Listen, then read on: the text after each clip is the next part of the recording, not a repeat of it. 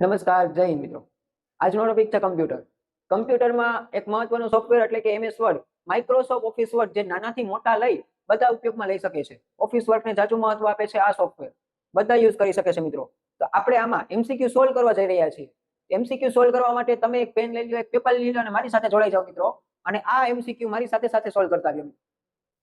તો first MCQ છે કે MS વર્ડ કયા પ્રકારનું સોફ્ટવેર છે? માઇક્રોસોફ્ટ વર્ડ છે એ કયા પ્રકારનું સોફ્ટવેર કહેવાય? તો તમારો ક્વેશ્ચન છે એમાં જ તમારો આન્સર છે. તમે સમજી શકો તો કે માઇક્રોસોફ્ટ વર્ડ શબ્દ વાપર્યો છે. શું વાપર્યો છે? Microsoft word. વર્ડ ક્યાંય આ ઓપ્શનમાં આવે છે ABCD માંથી? તો કે હા, વર્ડ આવે છે. વર્ડ પ્રોસેસિંગ આવે. શું આવશે મિત્રો? Word processing. એટલે એનો ઓપ્શન બી આવશે, વર્ડ પ્રોસેસિંગ. કેમ કે એ વર્ડ પ્રોસેસર છે. સમજાણું મિત્રો?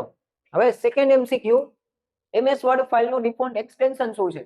એક્સટેન્શન મને કીધું છે મિત્રો. એક્સટેન્શન એટલે શું થાય? તમે જે ફાઇલ સેવ કરો એ કયા સ્વરૂપમાં છે એને એક્સટેન્શન કહેવાય છે, ટૂંકમાં કહું તો. તો આપણે MS વર્ડ એ ડોક્યુમેન્ટના સ્વરૂપમાં હોય છે. શું કહેવાય? ડોક્યુમેન્ટ. ડોક્યુમેન્ટને ટૂંકમાં આપણે સ્વરૂપ દઈએ, એનું એક્સટેન્શન દઈએ તો એ ડોક્સ દ્વારા ઓળખાય છે. શું દ્વારા?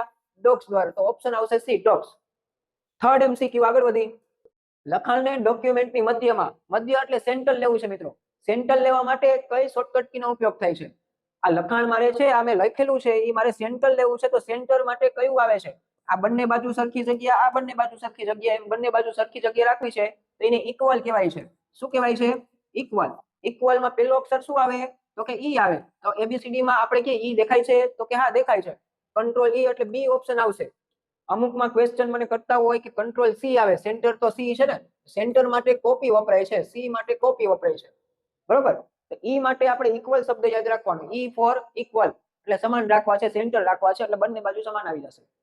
નેક્સ્ટ ક્વેશ્ચન, નવી ફાઇલ ખોલવા માટેની શોર્ટકટ કી. નવી એટલે કે ઇંગ્લિશમાં એને કહેવાય ન્યુ. ન્યુ આમાં શબ્દ છે તો કે હા, ન્યુમાં પહેલો અક્ષર શું છે? તો કે એન છે. તો આમાં ABCD માં ક્યાંય એન દેખાય છે? તો કે હા દેખાય છે. કંટ્રોલ એન એટલે સી ઓપ્શનમાં જવાબ આવશે. નવી એટલે મારી જે સેવ કરેલી ફાઇલ છે પછી નવી ફાઇલ એડ કરવી છે, તો નવી ફાઇલ એડ કરવા માટે કંટ્રોલ એન આવે. સમજાણું મિત્રો? નેક્સ્ટ ક્વેશ્ચન, લખાણની નીચે અંડરલાઈન કરવી છે. અંડરલાઈન એટલે લાઈન કરવી છે. હું જે લાઈન કરું છું મિત્રો, એવી લાઈન તમારે કરવાની હોય કમ્પ્યુટરની અંદર તો એને અંડરલાઈન કહેવાય. અંડરલાઈનમાં પહેલો શબ્દ શું છે? તો કે યુ છે. તો you for underline. You for underline એટલામાં કે યુ દેખાય છે ABCD માં? તો કે હા, એ ઓપ્શનમાં કંટ્રોલ યુ છે, તો એ એનો જવાબ છે. સાચું મિત્રો? આશા રાખું છું મારી સાથે તમે સોલ્વ કરતા હશો, મારી પહેલા તમે જવાબ દેતા હશો મિત્રો. તો નેક્સ્ટ ક્વેશ્ચન, કયા બટન પર ક્લિક કરવાથી ડોક્યુમેન્ટને સેવ કરી શકાય છે? બહુ અગત્યનો ક્વેશ્ચન છે મિત્રો. તમે ફાઇલ કમ્પ્યુટર વાપરો છો, કમ્પ્યુટરને કમાન્ડ આપો છો, તમે જે કાર્ય કરેલું છે એને તમે સાચવવા માંગો છો, સંગ્રહ કરવા માંગો છો, તો એને સેવ કહેવામાં આવે છે. શું કહેવામાં આવે છે? સેવ કહેવામાં આવે છે. તો સેવ માટેની શોર્ટકટ કી પૂછી છે. શોર્ટકટ કી એટલે પેલો અક્ષર શું આવે? તો કે એસ આવે. એસ એટલે સેવ થાય. આ ABCD માં કે એસ આપેલો છે? તો કે હા, બી ઓપ્શનમાં કંટ્રોલ એસ આપેલો છે, તો એનો જવાબ મિત્રો. છઠ્ઠો MCQ પૂરો મિત્રો. સાતમા MCQ માં આગળ વધી. સ્પેલિંગ અને ગ્રામર ચેક કરવા માટે કઈ ફંક્શન કી વપરાય છે? સ્પેલિંગ અને ગ્રામર. તમારે સ્પેલિંગમાં ભૂલ પડતી હોય તો એ તમને કમ્પ્યુટર સુધારી દેશે. તો એમાં અલગ અલગ મેનુ આવે છે વર્ડની અંદર. વર્ડની અંદર ટોટલ 7 મેનુ આવે છે. Home menu, insert menu, design menu, layout menu, reference menu, mailing અને રિવ્યુ અને વ્યૂ. આટલા મેનુ છે. આ મેનુમાં સ્પેલિંગ અને ગ્રામર ક્યાં આવે? તો કે રિવ્યુ મેનુની અંદર આવે છે. રિવ્યુ મેનુની અંદર સૌથી પહેલા જ છે સ્પેલિંગ અને ગ્રામર. એની ફંક્શન કી આપણે શોર્ટકટમાં માઉસ દ્વારા આમાં ન જવું હોય, શોર્ટકટ કી એને વાપરવી હોય, એ જવાબ આવે F7. F7 તમે દબાવો એટલે સીધા તમે સ્પેલિંગ અને ગ્રામરની મિસ્ટેક તમને સોલ્વ કરવાનો ઓપ્શન ખુલે મિત્રો. તો એની શોર્ટકટ કી મેં તમને કીધી. 7મો MCQ પૂરો મિત્રો. 8મા MCQ માં આગળ વધી. ડોક્યુમેન્ટ ને ચિત્ર. ચિત્ર એટલે ઇંગ્લિશમાં કહેવાય ઇમેજ. ઇમેજ આપણે ઇન્સર્ટ કરવું હોય. શું કરવું હોય? ઉમેરવું છે. ઉમેરવાને ઇંગ્લિશમાં કહેવાય શું કહેવાય? ઇન્સર્ટ. ઇન્સર્ટ એટલે ઇંગ્લિશમાં ઉમેરવું. ઉમેરવું છે તો કેમાં જવું પડે? કયા મેનુમાં જવું પડે? મેં શું કીધું? ઇન્સર્ટ મેનુ છે. ઇન્સર્ટ મેનુમાં ક્યાં આવે છે? તો કે હા, ઇન્સર્ટ એટલે ઉમેરવાનો ટોપિક આખો આવ્યો. તો આમાં ક્યાંય તમારો ABCD માં ઇન્સર્ટ નો ટોપિક છે? ઇન્સર્ટ નો આમાં લખેલું છે? તો કે હા, બી ઓપ્શન છે, તો કે ઇન્સર્ટ છે. ઇન્સર્ટ એટલે ઉમેરવું. મેં શું કીધું? તમે સમજી શકો તો તમારો ક્વેશ્ચન છે એમાં જ તમારો જવાબ છે, પણ સમજવું પડે. ધ્યાન અહીંયા રાખો એટલે બધું સમજાઈ જાય મિત્રો.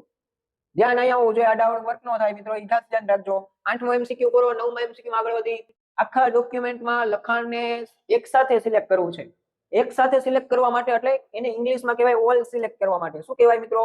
ઓલ સિલેક્ટ કરવા માટે.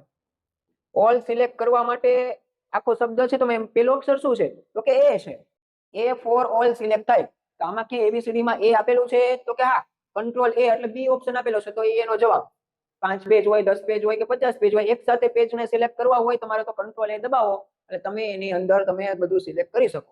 સમજાણું મિત્રો? 10મા ક્વેશ્ચનમાં આગળ વધી મિત્રો. લિસ્ટમાં ટપકા કે ચિહ્નો મૂકવાને શું કહેવાય છે? ટપકા અને ચિહ્નો ઉમેરવાને શું કહેવાય છે? તો કે પહેલા તો ટપકા અને ચિહ્નો એટલે શું થાય? તો તમે ચિત્ર જોયેલું છે, ચિત્ર મેં આપેલું છે તમને મિત્રો.